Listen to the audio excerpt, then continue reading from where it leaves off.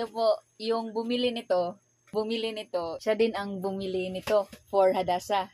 Ito para kay Judah. Ito po para kay Hadasa. So, same lang din yung taong nagbigay. So, thank you so much, ma'am. Grabe. Hindi ko talaga in-expect to.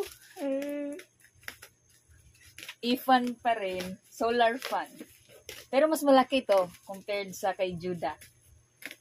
Yay, baby girl! May sarili ka ng fan.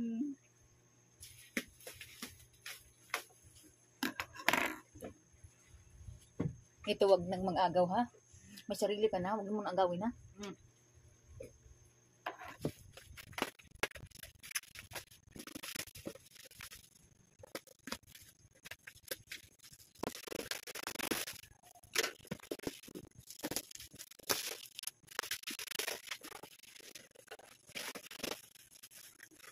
Nabahan na ako sa karton.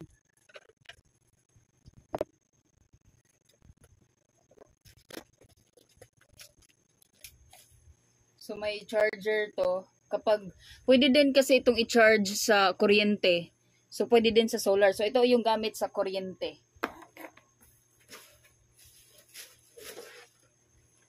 Ito yung ulo. Ay, hindi ulo. Ito yung body. Yung body. Wow.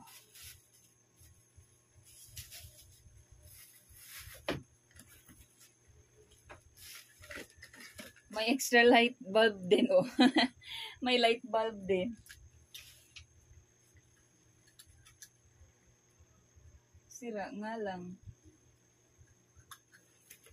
Sira yung light bulb.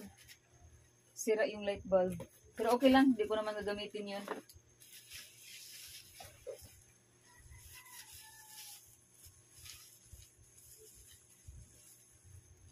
Look. Ito yung ano niya. Parang power bank.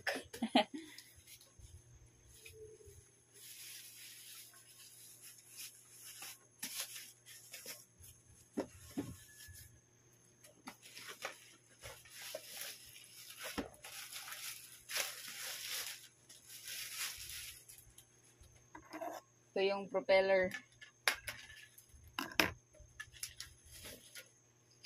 Mas malakas ang hangin nito. Tapos, 16 inches yata to.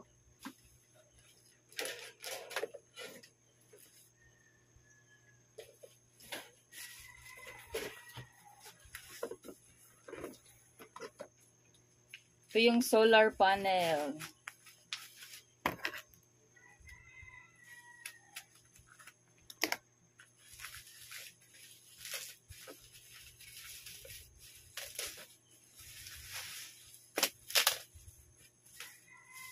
Ito yung solar panel niya.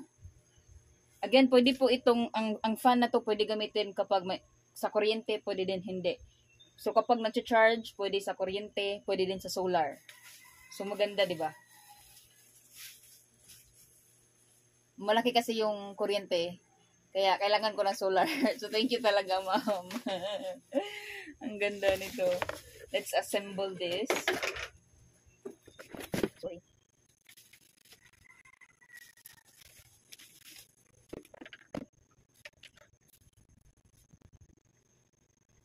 So, pag-assemble nito, kailangan i-connect mo na ang wire sa battery at saka sa ulo. I-connect mo na ito.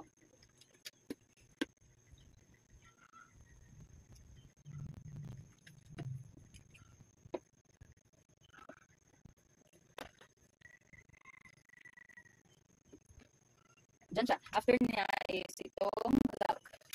This one.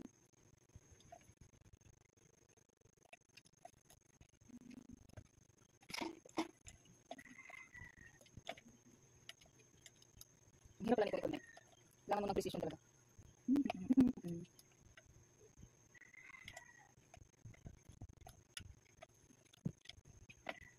Yun na.